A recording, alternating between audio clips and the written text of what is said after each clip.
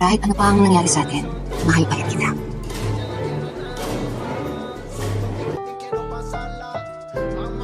Ang susunod na programa ay rated PG.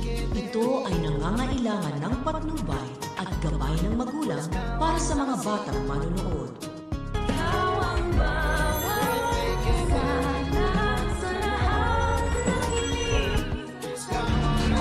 Ano bang issue mo? Nakita na ba kayo dito?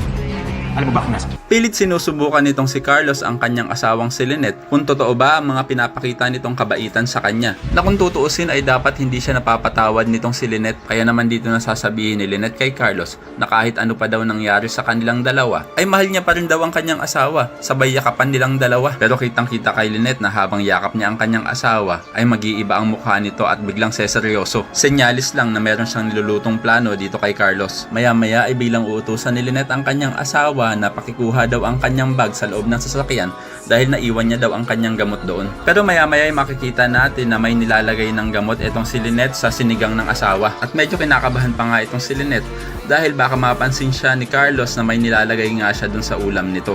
Magiging successful naman siya sa paglalagay nito.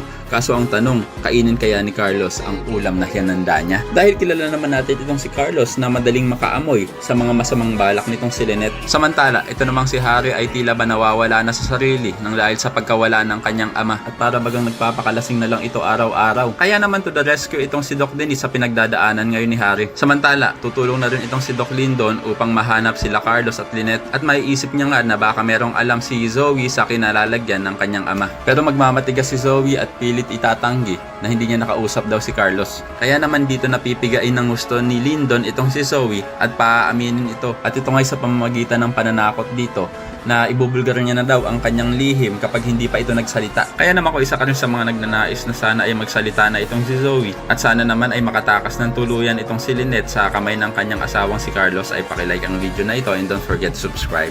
Thanks for watching and see you next time. Bye bye!